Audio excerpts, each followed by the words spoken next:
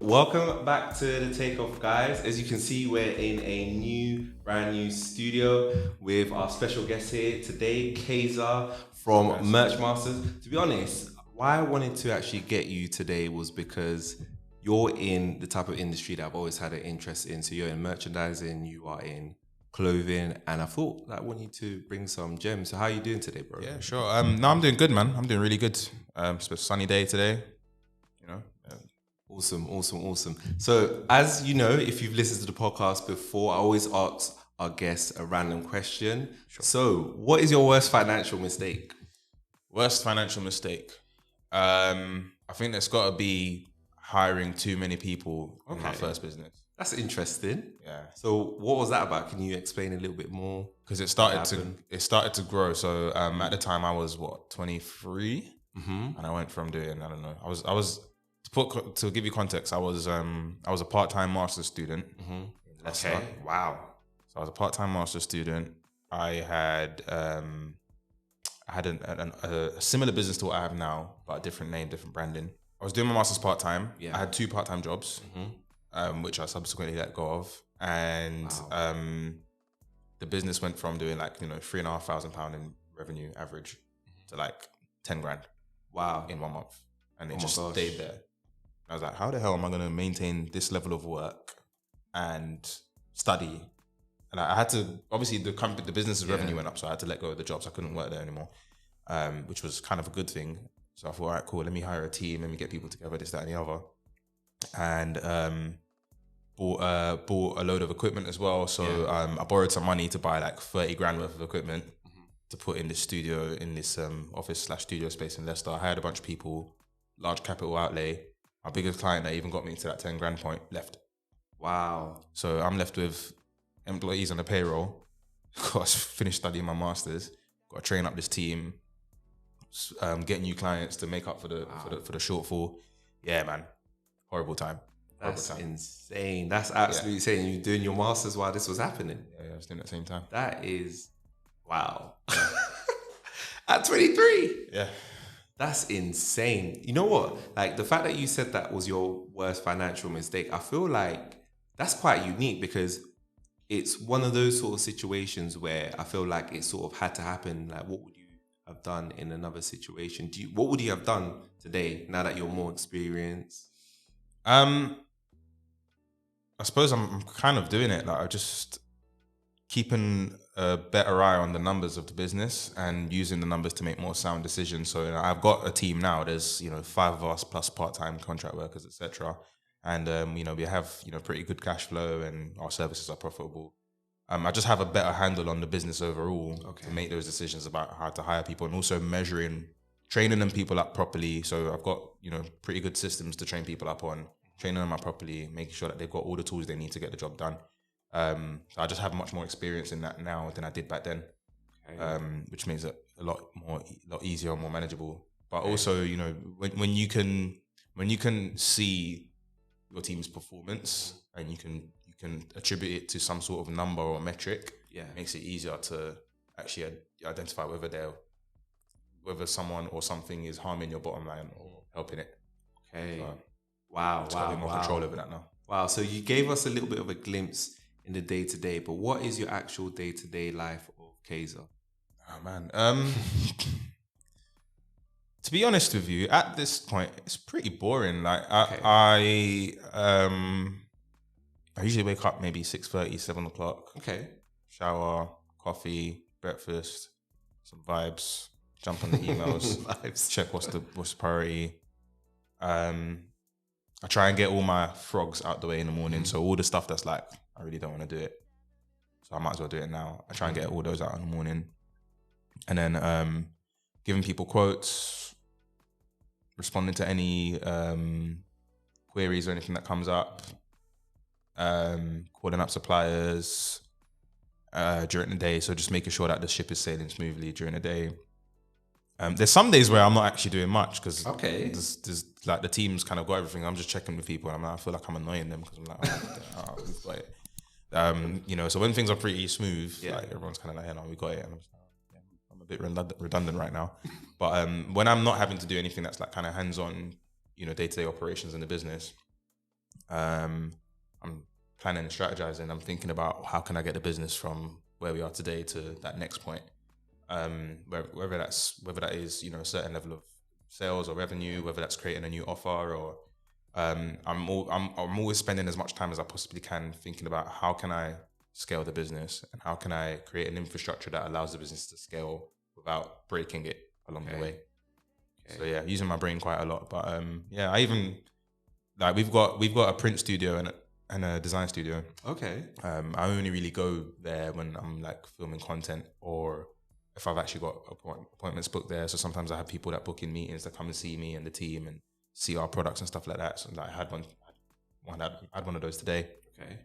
So yeah, it varies, but it's most of the same stuff over and over again. Wow. Across different days.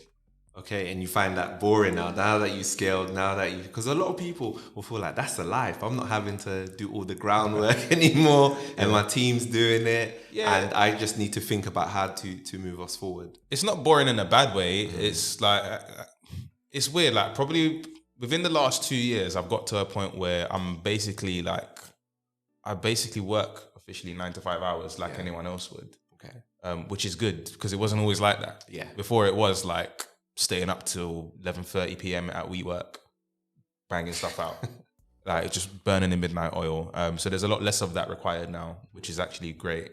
Because the fact that it's got to a point where I've been able to delegate responsibilities to a team. Yeah, has meant that I can think more.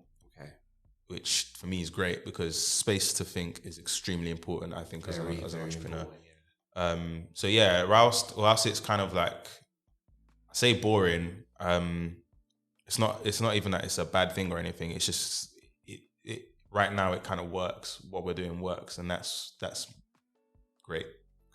Yeah, exactly. It's moving efficiently, and I feel like when you say it's boring, not that it's like it's boring to do the job, but it's working perfectly. Does it sound like, is there like many problems to resolve day to day? I'm not going to say problem. I mean, perfect. I mean, there's always some sort of fire to put out here or there every now and again. But like it works a lot more like a well-oiled machine. And I think the good thing about it is that it's that breathing space, it's that thinking space, because now there's a member of the team that can handle something, or you know, when some of the clients making a query or supplier needs an answer to something or whatever.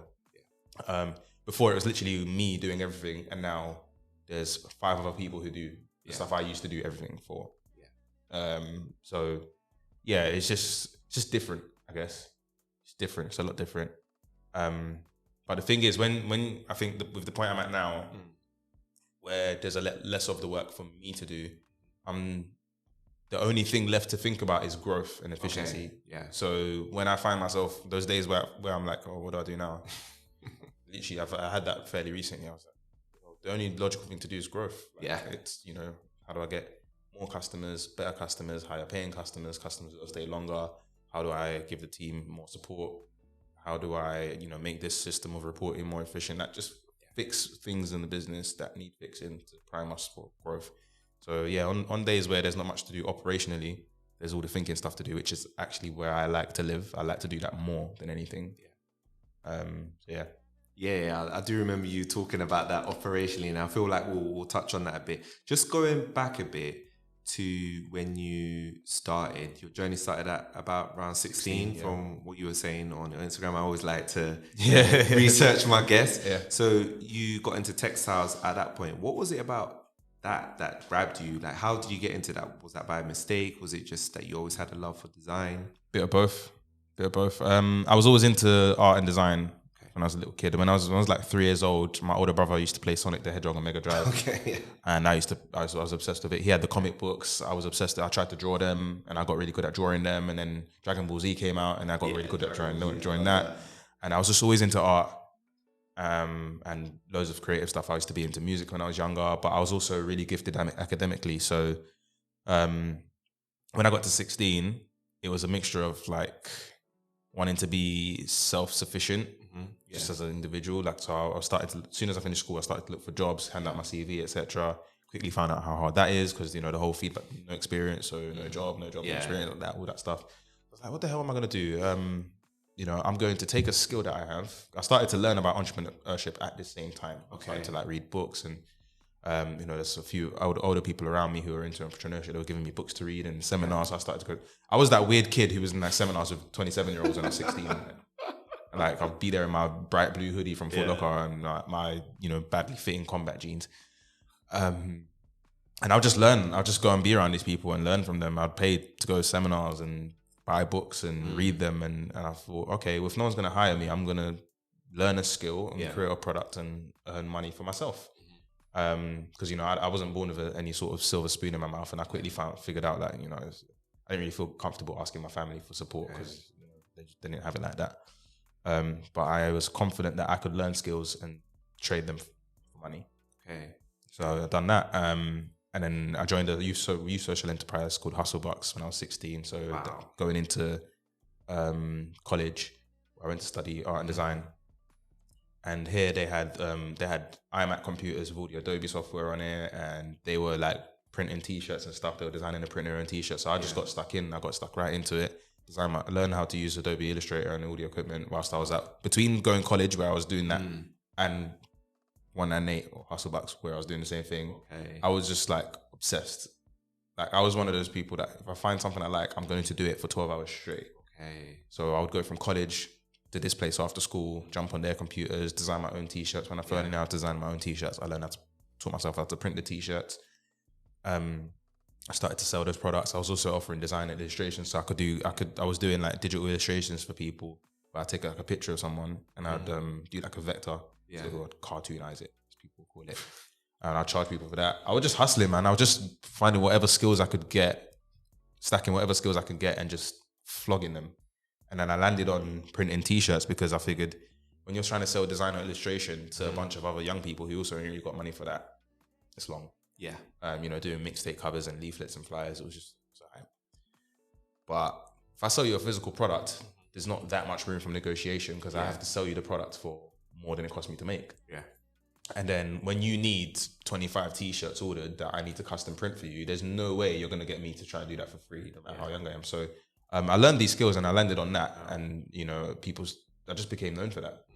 Wow. That's insane. What I was thinking is, as a teenager, where did that drive come from? Like, why do you think you were so driven to do that? Because I think most teenagers at 16 would go out, maybe play games and do other things, but you were like so focused on the things that you wanted to do. And you got into, being an entrepreneur really, really young.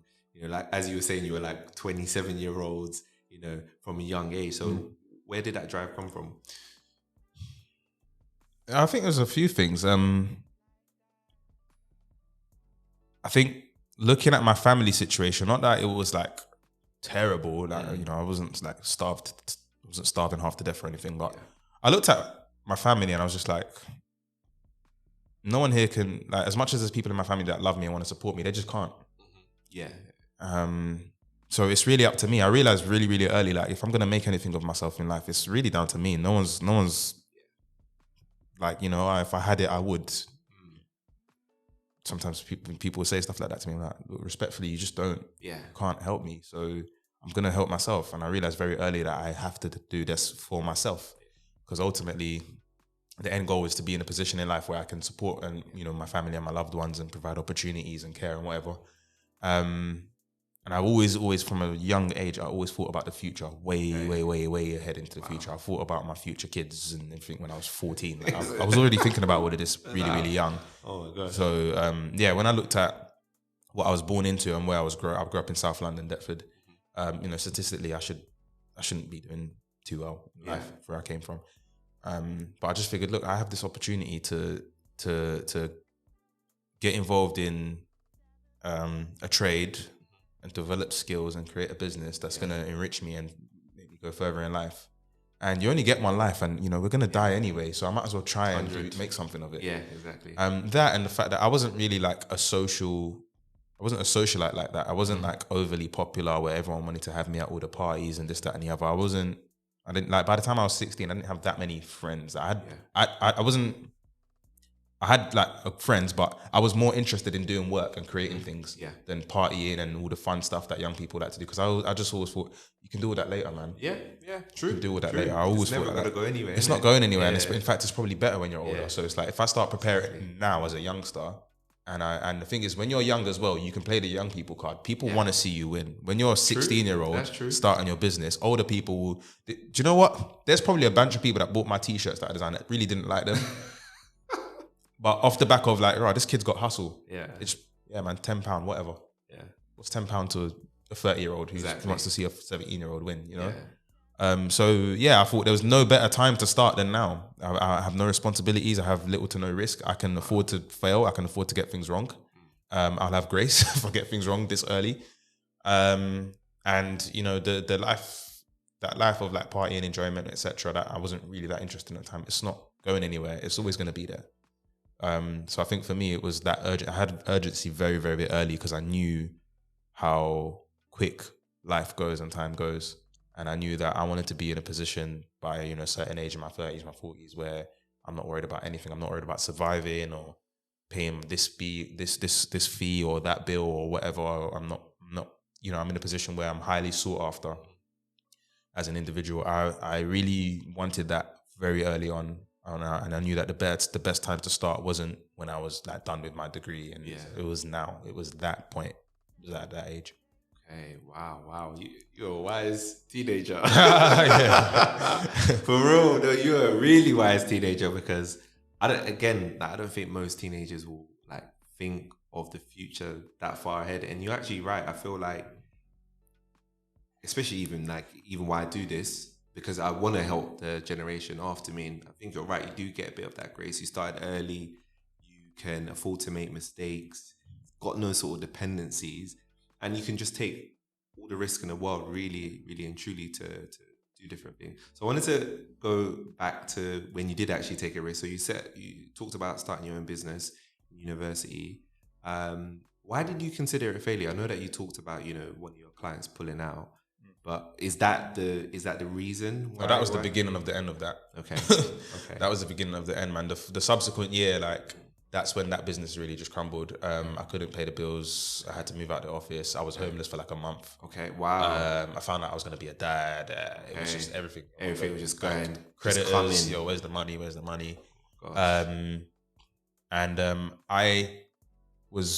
I was a dissertation away from completing my master's degree, and I couldn't finish it. Seriously? Yeah, it was that one. All the other modules, I probably would have left with a solid merit. Yeah. With my master's degree, but I had to drop out. It was just a lot of financial pressure and stress, and a lot of things going on at the same time. So, ultimately, like, the business crumbled, man. Like, it failed. It was insolvent. Yeah. Okay. And it was an extremely painful scenario to be in.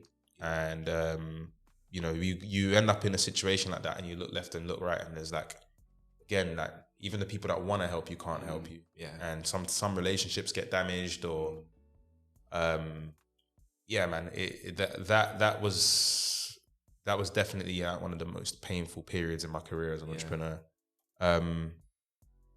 But you know, I looked at it like, there's entrepreneurs that I've read about by this point that have gone through way worse and still bounced back and made it. And in my head, I was like, I'm at the time I'm 24. I was like, I'm 24, man. Like, I've probably got maybe 2 more failures left in me. I can probably ride it out. Because you only need to you only need to hit the belly once. That's it. You need one success. You only need it once. And I figured, right, cool. I asked for this, you know. I said to myself, I will use my 20s to go through this sort of thing, because that's what this age is for. Yeah. And I'll figure it out, because I have no choice. Yeah. And I'm going to die someday. So I might as well die having figured this out. Yeah. And yeah, as soon as that business failed, I started this one. Okay. Right away. And that's what the next question I was gonna ask you, because I think a lot of people, the reason why they don't even like start a business is because they're scared to fail. And you actually failed and you started another business. So what was actually the inspiration for starting Merch Masters? There was no way I was gonna pay everyone back and buy a job. First of all. I wasn't going to go on like 28K a year and pay back however much it was, like 100 grand. Business is the only thing that made sense. And also, like, I just knew that, look, the entrepreneurs who are who have achieved the level of success that I aspire to went through worse. Yeah. If they can make it out, I think I'm just as intelligent as they are. I think I'm just as capable as they are. I'll make it out of this. Yeah. Because the thought of failing again wasn't as scary as just giving up. Yeah. The thought of like just giving up and, going to work the 9 to 5, etc., which I don't see anything wrong with, but it just wasn't me. It's not who I am. And it's like, I didn't come this far to go back and give up like that. I'm not a giver upper. Who I am is that I keep going. I figure out a new way. If this way didn't work, I'll find something else. And ultimately, I didn't think that by that business not working, it didn't take anything away from me. It didn't take away from who I am. It didn't devalue me. It didn't make me any less than who I was. Yeah. It's just, there was clearly a bunch of lessons I needed to learn from it. So I figured the best time to learn those lessons and apply them is now. Yeah. I'm still young. I'm still, I was 24. I was still in my mid-20s. So yeah, I think for me, the flame never got put out. Okay. Love that. Yeah, I never. There were definitely times where I felt like, let me just get a job. And even I remember there was a time where I actually hit that point. Like, let me just get a job, and I ended up just getting a retainer contract. Okay. Because the prospect of going to get a job for another company, like what I did was I actually reached out to other companies in my industry that were bigger. They were doing 3 million a year or whatever, and I approached them. I said, look, here, my name's Kieza. This is what I've been doing, X, Y, and Z. I want to apply. I want to get a sales role, because sales is like uncapped income. And, if you're selling, a ton of services or products for people in a month, then you can negotiate what you're getting paid at that point, because I'm generating you X amount of money. So I said, I'm going to go in as a salesperson. I pitched that. I approached 5 companies. I got 3 appointments, and I won. One of them I got a retainer with, and the second one I got a small project to do for them. And yeah, even in that process, but between deciding that I was going to reach out to them, which is where I was going to go in, let me just pack it in and go work as an employee, and actually sitting down with them and negotiating, I decided in the middle of that process that I'm just going to be a contractor. So I just like this thing, like there's a reason why I think I'm on this path. I don't know why, but I just can't go back. I've only worked full time for anyone 3.5 weeks of my whole entire life. Seriously, 3.5 weeks? 3.5 weeks. Wow. And I got fired because I was doing merch. You're destined for merch. Honestly, the fire never got put out, and it was like all the skills that I've learned and all the character traits that I've built would be wasted in any other role than what I'm doing. So yeah, the vision in my head, the picture in my head of the kind of life that I want to create and the achievements I want to have never went away. Never, ever. Love that. So walk me through the process of how you started Merch Masters from the beginning to its current phase. Okay, cool. So first thing I did was, I moved back to London, started the business, set up the page, the Instagram page, so the one that we have now. Just started doing some posts, just started to record videos of the work we were doing, take pictures of the prints we were doing and stuff like that, and post them on the Instagram page. So at this time I had some equipment, the same equipment I bought in the old business, I still had it. So I was using that, but then I figured out that it's not like outsourcing or leveraging my network of partners that I had in the industry actually was more profitable for me. And instead of like physically printing the t-shirts myself, being able to outsource so that I could use that time to sell more made more sense. Okay. So I was making more profits in a lot of cases, and had more time to sell and get more customers. Okay. So that was one of the first things I did. Moved into a new studio space, set that up. So we did some of the work in-house. But what I started to do is I started to hire a team to just do that on a contract basis. So as and when I'd have someone that came in to use our equipment, etc. Or sometimes people asked to come in and see our products and our service and meet with us, etc. So I was just hustling, man. It wasn't like there wasn't like a whole business plan that went into it. It was just like, okay, do whatever I did that worked last time and do as little as possible what didn't work last time. That was what I went in with. Makes sense. That was basically it. So yeah, went to outsourcing, got a new space, did some work in-house that was more profitable. Hired someone else to do the labor. Because my mindset was that if I spend as much time as I possibly can selling and marketing, I'm going to generate more sales, going to make more money, it's going to make the business grow. And then I got to a point where I had a bit more capacity to take on more work because I'd figured certain things out and it was actually working. I was actually calculating like job by job what I was making. It was starting to make sense. So I started to run ads. I learned how to run Facebook ads. Wow. Did a lot. Yeah, there's a lot of figuring stuff out, man. Started to run ads, and then in 2018, we created the brand identity for Merchmasters, so the logo and everything that you see today. Created the logo, built a website. So now we had brand identity, we had a website. We just looked more legit. Yeah. Did that. Started to run ads, so I learned how to run ads, which is how a lot of people find us now. Yeah.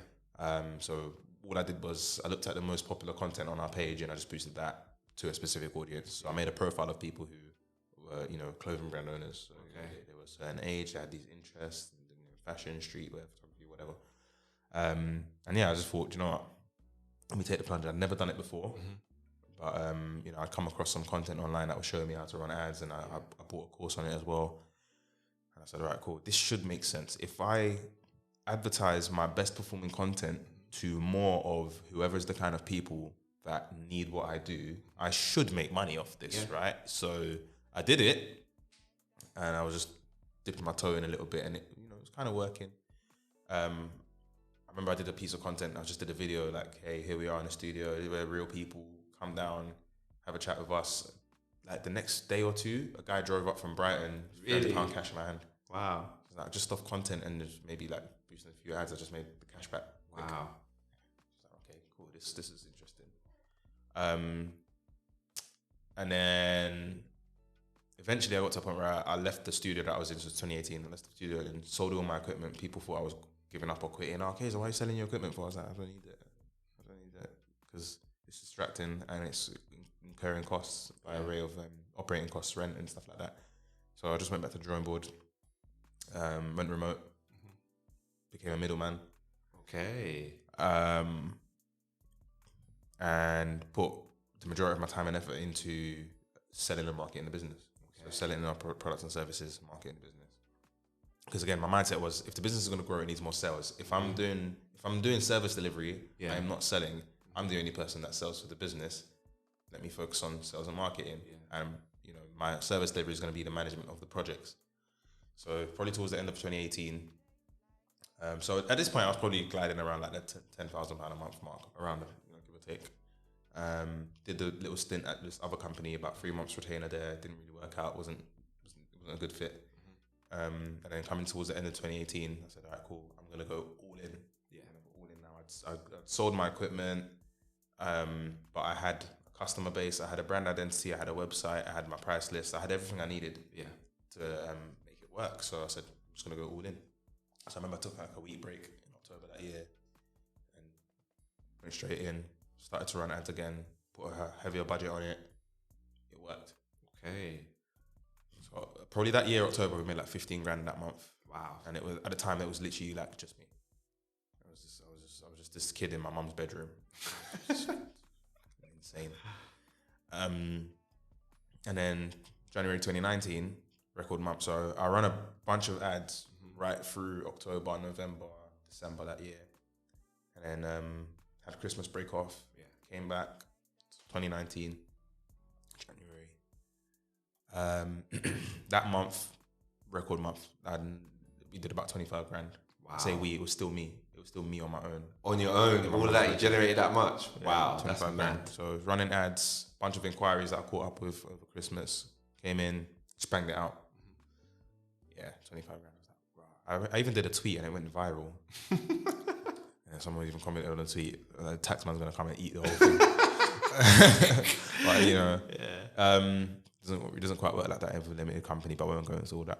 But it was 25 grand in 1 month on my own. So I was 20. Happy. Oh God, yeah, man. Like, it definitely solved a lot of problems.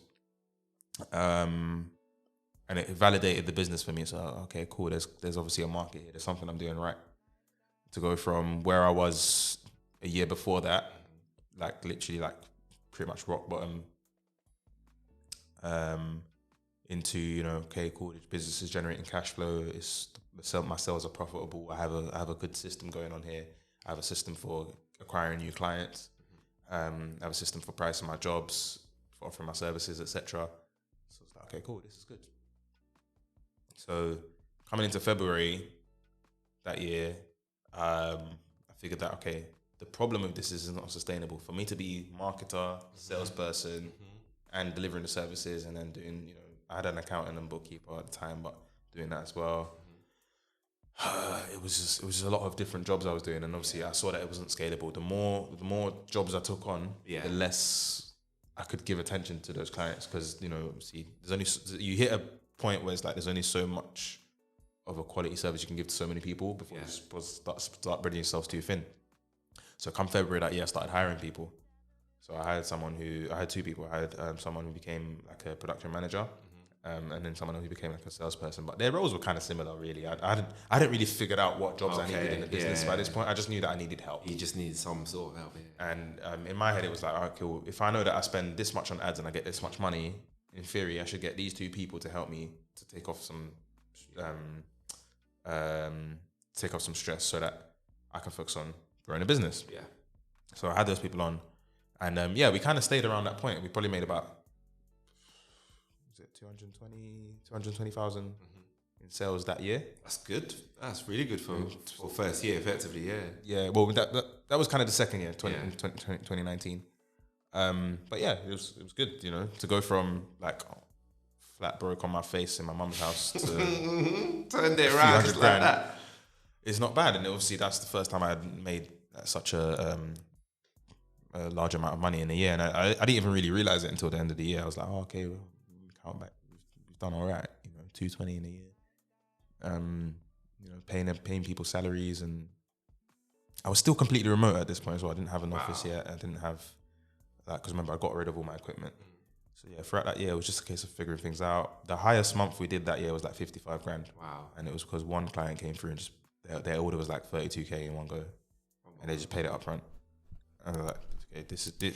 Moments like that is what reminds me why I don't give up. Yeah. Because I saw that notification, and for that big check, I was like, this is someone's whole salary. Wow. In one go. Yeah. Damn. Wow. So yeah, it was a year of learning, man. But I was really glad that I pushed through, because I'd figured out how to repeatedly get clients, how to create content that they want to see. I was starting to get recognized for it. I was doing some really interesting projects. We did stuff for like Spotify and YouTube, and like started to get some big names in Warner Music. Wow. We added the capability of creating products from scratch, so manufacturing from complete. So before we could only really do print and embroidery. But now we can do print, embroidery, and actually making the product from scratch because of the new suppliers we had in our supply chain that came from some of the employees that I brought on.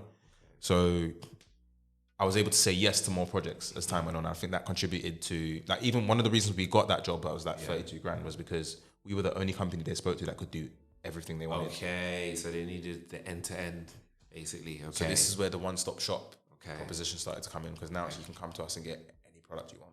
As opposed to, we can't do that, can't do this, can't do this. So I think that massively helped. And then like going into 2020, just kind of doing more of the same. Obviously the virus hit. Yeah. Had to change the plans a little bit, but then last year we got the print studio, and earlier this year we got the design studio. Okay. So throughout last year it was just a case of refining those processes and like really figuring out the manufacturing stuff. There was a lot of learning that had to go into that, as well as like setting up. There was a lot, like, oh my god, it was we got through it, but oh man, 2020 was a lot.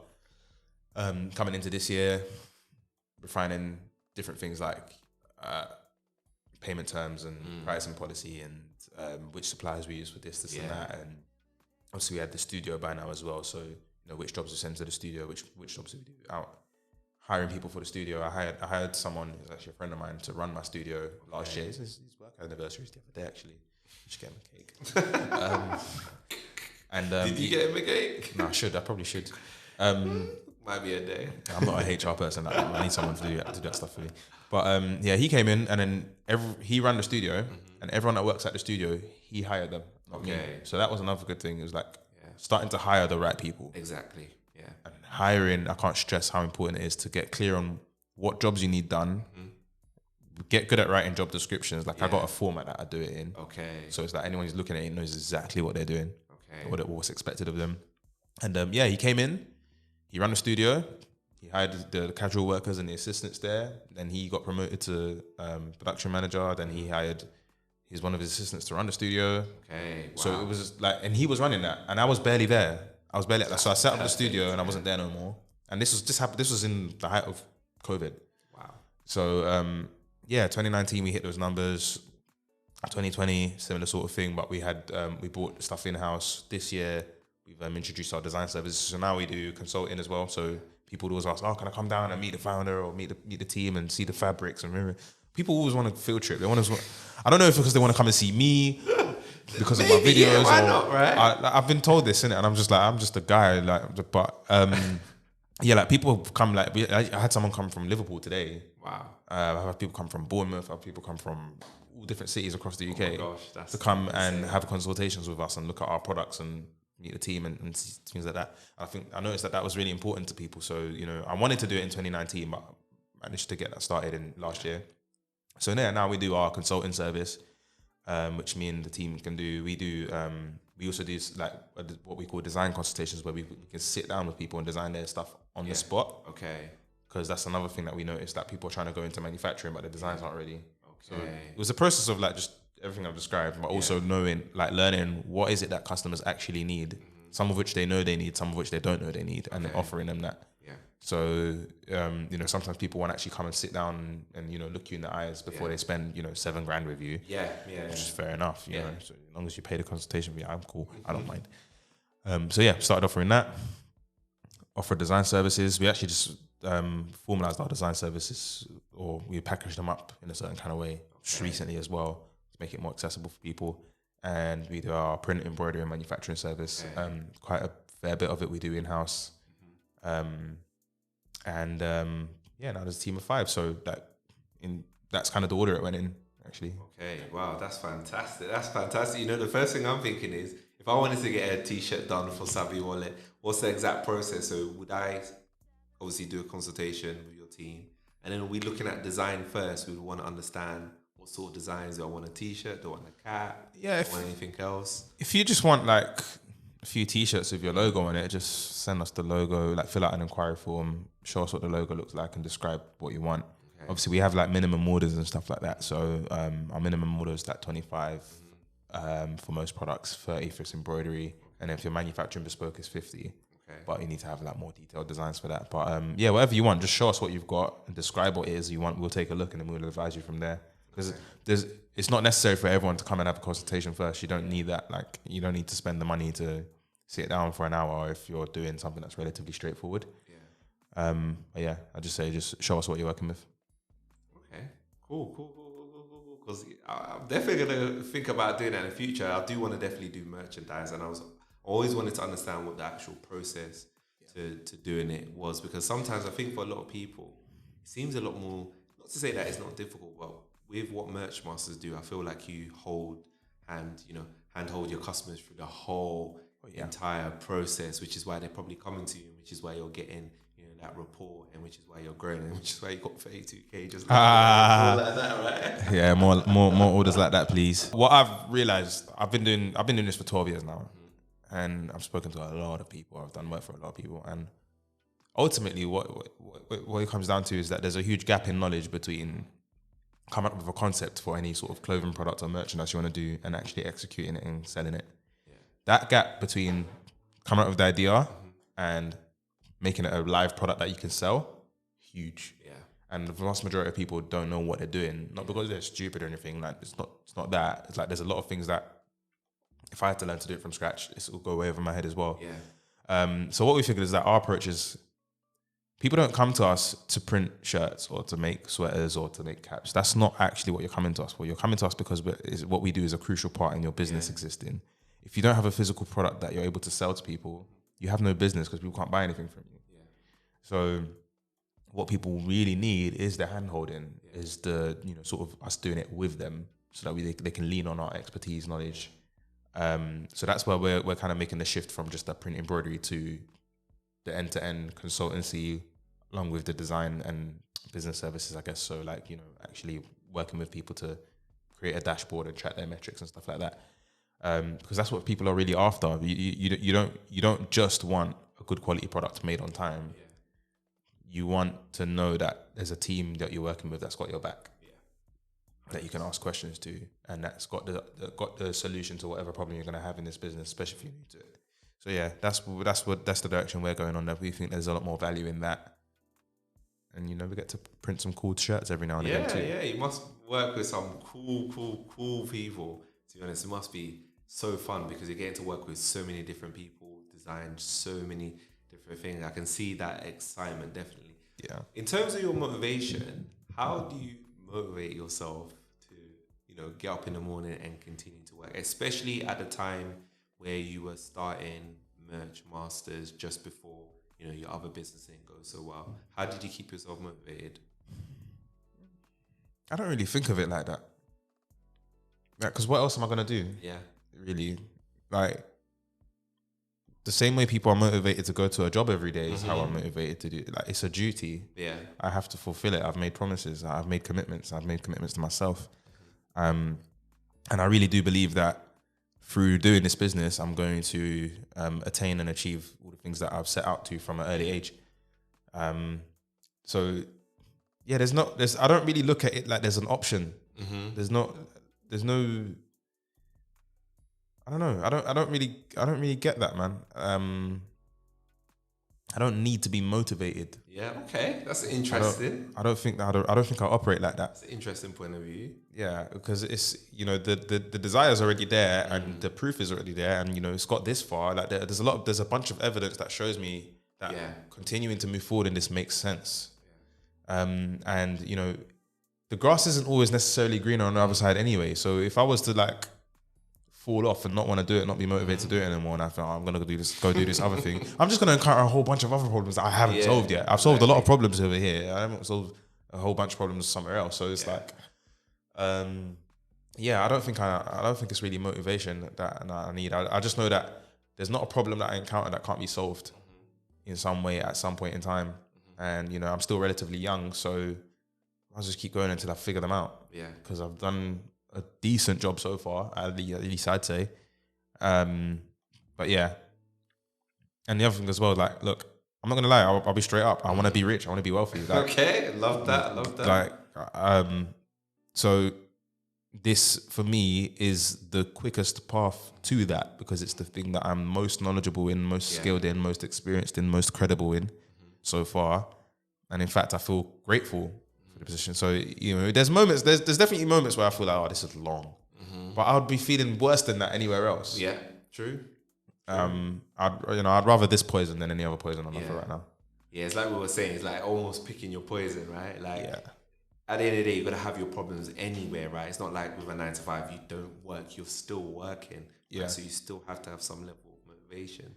So actually, is the level of motivation different between doing your own thing and 9 to 5? Not really. You still have to do something in life to feed yourself. I think the other thing as well is that, the path that I'm taking brings me to the end that I'm after. Yeah. I think you start to lose hope, motivation, and the will to live even when you're doing stuff that does not get you towards the end that you're seeking. Yeah. So when you're going to a job that you hate, I had a friend actually told me the other day, I've got a pay rise and everything, but I just don't feel like working for these people. Wow. I'm earning more money, but I'm not fulfilled. And I said to him, if you're gonna get fulfillment, you need to take some risks. Yeah. You need to do something that makes you uncomfortable. Gotta take risks. Because you're comfortable. I said to him, take $8,000 or whatever you've got saved up and start a business with it. And but use the whole thing to where you have to make it work to get your money back. Do that then if you want some fulfillment. Because obviously this pay rise at work isn't doing it for you. And there's not a lot of people can stomach that level of risk. Yeah. Not a lot of people can do it. I'm a bit strange in that sense where I'm just like, forget. But I think for me, it's because my relationship to money as well is a bit different. I know I can go and sell X amount worth of services because I have done it before. A lot of people haven't done it. Not a lot of people can say, I've had a year's salary and put it in my bank account in one go. Okay. So my relationship to money is a lot different. I could lose however much money and just think, I've got to figure out how to get it back. That's my response. I'm not gonna stay in my bed for 2 weeks and not move. I'm gonna do something about it. Yeah. And the other thing is as well, there's not a risk I'm taking that's directly a threat to my life. There's nothing I'm doing that's going to kill me. Yeah. 100%. Yeah, that's true. It's not going to, yeah. Like, dude, I am not a drug lord or anything like that. I'm like, I run a merchandise company and I sell t-shirt services. Like, the hell? So, I think because the end goal is achievable through what I'm doing, I don't even think twice about it. It's my duty. It's a job. Like, it's what's going to get me there. You know, the friend I was speaking to the other day, and I said to him, like, you need to do something that makes you uncomfortable, but there's a bigger pot of gold at the end of it for you. Because when looking at the bigger pot of gold and knowing that it's achievable will be invigorating. So that's what gives you the strength to pass through whatever difficulties you do go through when you're going through them. You remember that, wait, this is, if it was supposed to be easy, everyone would do it. This is part of the journey. And these are just thoughts and thought process that are just baked into how I live. Yeah. So I don't look at it like motivation. Okay. I don't look at it like that. I'm not here just to survive another day and pay my bills, because for me, that's as good as being dead. Like, if I'm just working so that I stay alive and not achieve anything great, not push myself, not at least try to achieve some level of success that will inspire my loved ones, my close ones, people that I care about, and hopefully other people in my community, society, the world. If I'm not trying to do that, what's the point? What's the point of being here? Why am I here? Like, I don't think I was put here. I think people are put here for different reasons, and I think people find their reasons at some point, but that's not for me. If I had to say I'm motivated by anything, it's the fact that I know that whatever I'm put here to achieve, I can do it. Yeah. So I should do it. Facts. I mean, you're spitting gems, man. I love it. I love the motivational talk, because I think for me, it's all about. I think it's about finding your purpose, and as you say, like, I think most people, they do want to achieve something. They're just scared of putting themselves out there. They're scared to fail, and you as you mentioned yourself, you failed, but you weren't scared to do it again, and you weren't scared to take that risk, and you've been doing that for 16. Yeah, I mean, like, even when I was younger, I was young mayor of Lewisham when I was 17. Oh wow! And the story behind that, I first ran for that when I was 14. Okay. Lost, didn't know where I came. Yeah. Then I did it when I was 16, came third. Then I did it the next year when I was 17 and won. Wow. And that taught me really, really early, like, if at first you don't succeed, just dust yourself off, try again. Word to Aaliyah. So I learned that very, very early. You just got to keep going. And then also, like, I'm not scared of being embarrassed. Yeah. I'm not scared of failing and then people like laughing at me and stuff like that. Because one, I've been through it and I didn't die. Yeah. Two, I don't actually care what most of these people think, because why am I scared about being embarrassed by people who have no stake in my life? Why does that matter? Like, these are the same people that I actually remember when I won the Young Mayor campaign, and the next day there was a girl on the bus and she said to me, "Oh, congratulations. Like, I always knew I was going to win." And I said to that girl, 3 weeks ago, you were sat right in front of me telling me exactly why I wouldn't win. Wow. Same girl. And she was shamed. She had nothing to say. Wow. So for me, it's like, the things you're actually scared of that are stopping you from doing anything you say you want to do is stuff that does not matter. It's things that are not going to kill you. There's no threat to your life. All right, cool. You'll try this business and you fail and some people will know about it. Fine. Yeah.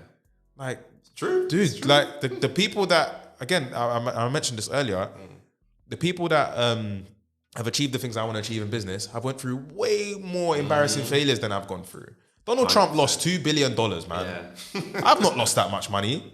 Like, granted, he was a millionaire, multi-millionaire, billionaire, whatever, but still, these people have taken way bigger losses than I have. What the hell am I? Why do I care? Yeah. It doesn't matter. Yeah. Just go again. And especially, my mindset was, my 20s is the time to get that out the way. Yeah. And even if you're older than me, it still doesn't matter. Mm-hmm. You're probably friends with less people than you were before, if you're older than me. You probably care a lot less about certain people who you had closer relationships to, and whether you do well or not, these people have no stake. Yeah, they're not going to come to save you. They're not going to help you. They're not going to stay up late at night with you. They're not going to celebrate with you if you win. So it doesn't matter. Mm-hmm. Just get it over and done with. Like, because you only need to win once. Yeah. You only need to hit the lottery once. 100. Like I said, you're spitting gems. I love that. Fear governs a lot of people's actions, and it does. I'm actually more scared of not trying and living a life I don't enjoy. Because that, to me, you might as well eat glass every day, as far as I'm concerned. Why am I going to just accept that? Because I'm scared. Scared of what? What people think. Scared of looking a certain way. Scared of judgment. These are not things that kill you. These are not. You should be scared to go into a jungle. A wild jungle, with a bunch of wild animals, lions, tigers, beasts, bears, beasts that you should be scared of that. I'm not scared of freaking people's opinions. Yeah. I don't care. And Father Time always wins, man. Over time, he who laughs last laughs longest, exactly.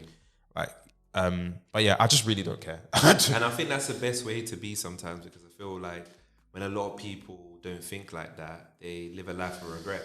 They get to maybe their 50s, their 60s. Not to say that you can't start a business at that point, but it's that at that point where they actually don't care what other people think, because they're comfortable within their skin. Where do you want to take Merch Masters in the next 5 to 10 years? Where do you want to take it to? By then, Merch Masters will be the go-to business or company for you to start and launch your clothing and merchandise brand. Okay. We'll have our own factory. We'll be employing loads of young people, as well as experienced people. Okay. We'll have our design studio. We'll have our design studio. We'll have our consulting arm, and we'll have everything you need to start a clothing business sustainably. That's where we'll be.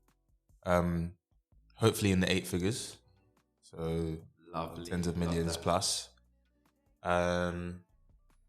And for me personally, I want the business to be able to run whether I'm present or not. I think that's really one of the ultimate litmus tests of a real good business. One that doesn't need the founder's presence there to run day to day. Yeah. Because otherwise you'll just become a slave to it. You need to be able to plug out and plug back in. So that it'll be run by a team of people who are fully autonomous in their roles, capable, competent, confident, and just generating results for our clients and customers that no one else can. That's where I see the business. Part of the reason why employing young people is important for me is because I started as them. Yeah. So that would kind of be my way of giving back, by being successful in business and giving young people employment and the ability to upskill themselves. That's my way of paying it forward. That's what I see in the future. I love that. And as an entrepreneur, what would you say are the challenges of starting your own business? Because you've done very, very well, right? You had your failure and now you've gone to your successes. But what would you say are some of the challenges of being an entrepreneur? Wow. That's a whole episode. That's a whole podcast episode, man. There's a lot, man. There's the constant state of anxiety you're in for a long period of time. Wow. There's running into financial problems, especially if you're bootstrapping. There's not being understood by your peers and your family. Yeah. There's not knowing what to do when things go wrong, not knowing who to turn to, feeling alone, not having the answers, not having solutions. There's a ton of things that come along with it, man. Wow. Sounds like a wealth of emotions. How do you deal with that?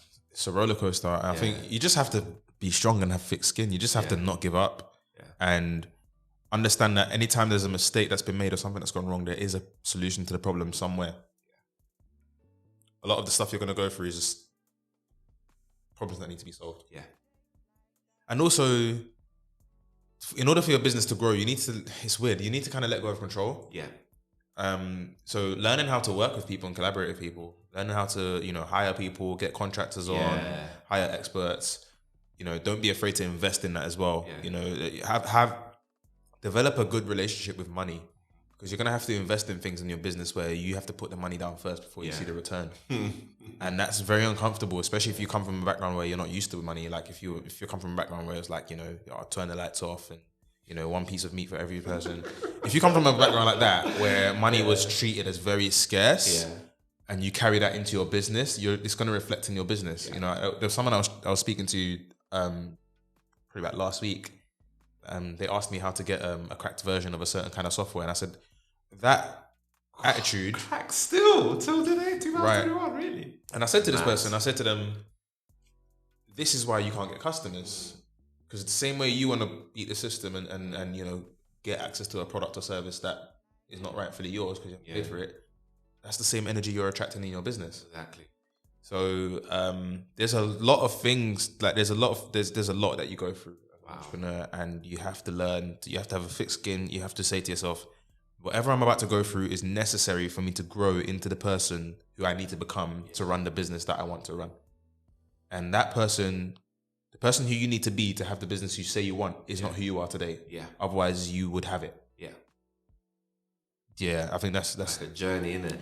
It's a journey, man. You gotta just, and problems come up like whack-a-mole, man. Something you solve one thing, something else comes up, and then this comes up, and then you know you sort out that, and then this comes up. It's a constant stream for a long period of time, but it does get to a sweet spot where it starts to kind of tip a bit. Yeah, it starts to feel better because you've worked a lot of things out. Yeah, and the other thing I'd say is that just keep things as simple as you can, because the more the more you add complexity, the more difficult it is to manage everything: your emotions, your schedule, your commitments to your clients, your promises, etc. All of these things can flail out of control if you make things too complex. Yeah, but there's a lot that you go through as an entrepreneur. There's a lot of mental battles, a lot of loneliness, a lot of emotions you go through, a lot of feelings you go through, a lot of fear. Yeah, you can feel a lot of fear, especially if you've got some form of security in your life, whether that's be a job, whether it be a parent or a family member you live with that gives you some form of security. You get to points where you have to let go of that security in order to grow. Yeah, it's extremely difficult, because what if it doesn't work? I'm on my face now. But being in those situations where it's like fight or flight, like live or die, sometimes that will draw the best out of you. Yeah, because you're gonna do whatever you need to do to get the best result, and you grow from that. It's just extremely uncomfortable. There's no version of entrepreneurship where growth is comfortable. Yeah, no version whatsoever. But yeah, it's really difficult, and it's supposed to be. Yeah, I don't want to get to an 8-figure business and it's easy, and then just look left and right. And everyone's just there, like it's a. You know, it feel like it's worth it, innit? It wouldn't, man. It's like getting handed a, you know, those little party bags you get. What the hell? Everyone got one of these coming here, man. Yeah. No, it's supposed to be really difficult. Yeah. So when you get there, you have a certain level of respect for all your peers that have also got to that level as well. Yeah. So yeah, expect it. That difficulty and all those things you go through, that's designed to weed out the weak. Yeah. It's not everyone's supposed to. Survival of the fittest, definitely. That's what that is. Because nobody that's doing that is weak. No. And not to smash on anybody, but that's just the truth at the end of the day, right? Like you said, it brings out the best out of you. Talking about the best out of you, what would you say are the 3 things that you need to become a successful entrepreneur?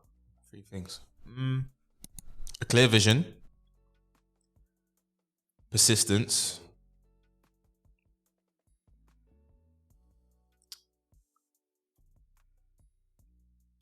the ability to create an offer and match it to a marketplace that needs it. Yeah.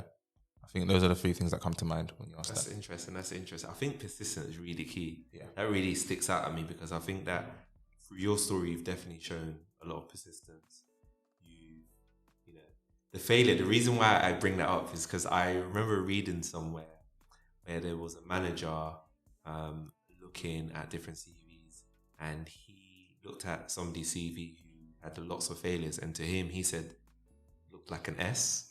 An S, a lot of S for people is synonymous with like Superman, right? That person's gone through failure, but they kept on picking themselves back up. And your story definitely brings out a lot of that, which is fantastic.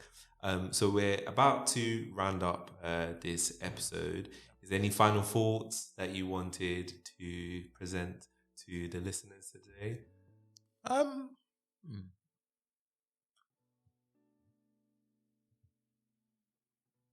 Yeah, I think what I'd say to anyone who is at the early stages of their business or looking to start is just do it. Just do it. Just go for it. Just whatever you're gonna do is going to feel uncomfortable in order for you to grow. So just dive head first. Stop caring about what people think. Stop worrying about if it doesn't work. There's a bunch of stuff you're going to do that's not going to work. But what it doesn't do is stop you from trying something else after. I've tried a bunch of stuff that didn't work, and it led me to more things that do work over time. So I'd say just get it over and done with. And just a lot of the things that matter to you today as who you are now will not matter as the person you say to yourself you want to become. So just hurry up and go and become that person, and just expect that you're going to have some times that's going to feel uncomfortable, but it's definitely worth it. It's definitely worth it to get to the end of it. What I take away is definitely your perseverance, definitely not caring about what people think about you, because I think even to do even the business that you're doing, right, you had to sort of put yourself out there. If you don't put yourself out there, how are people going to find you, right? Yeah. People think that you can only do one aspect of the business. Okay, yeah, we're doing the consultancy. Yes, we're doing the designing. Yes, we're doing the manufacturing, the business. But okay, what about sales? Are we selling ourselves? Are we selling the people? Are we selling the products, right? And that aspect, I think a lot of people are scared to put themselves out there. What if people say I'm shit? What if people, judge me? Okay, cool. It's funny because there's people talking bad on your name right now, and you just never know. Exactly. You'll just never know. Exactly. And it's like the people that are going to say the worst things about you aren't even attempting half the things you're trying to do. Exactly. So there's so many reasons not to care. Yeah. Exactly. You don't need to in this day and age. What does you caring about somebody else's thoughts? How does it actually affect you? Like, how does that stop you? Whether they agree or disagree, what does that have to do with your decisions? And think about it. Who's achieved anything worth achieving in life that doesn't have people that don't like them or say bad things about them? It just doesn't happen. Exactly. You can have, Jesus Christ himself got persecuted, man. Yeah. Like, there's just no way to avoid that. Exactly. So just get over and done with. Exactly. In fact, whoever wants to be your enemy, just be stronger than them. 100. Just gotta be stronger than them. So it's like, okay, all your verbs and your words that you're throwing at me, it doesn't hurt. I'm just too strong. Like, just doesn't matter, man. Just get out of the way. Crazy. As you've heard it from Kieza today, lots and lots of gem. Really appreciate you joining us today and providing so many gems, giving us insight into Merch Masters, how you started it, your failures, and being really vulnerable and telling us some of your stories. I think that always helps people to relate. And actually, your story is a testament of what hard work and perseverance and being smart and being diligent can actually take you to. And I'm really excited to see where your journey takes. Hopefully in the future we can do another episode and you're grossing 10 million. Definitely epic. Someday. Where can the people find you if you just tell them where they can find you across social media, your website? Yeah, so you can find us on all socials, Facebook, Instagram, Twitter. Just Merch Masters UK for everything. We're most active on Instagram at the moment. That may change by the time you see this or whenever in the future. But yeah, Merch Masters UK on LinkedIn as well. You'll find us pretty easily. Awesome. Thanks so much for joining the podcast. Thanks everybody for tuning in to today's episodes. It's been a fantastic one. I hope that you've got your notepads today, and we'll see you next week.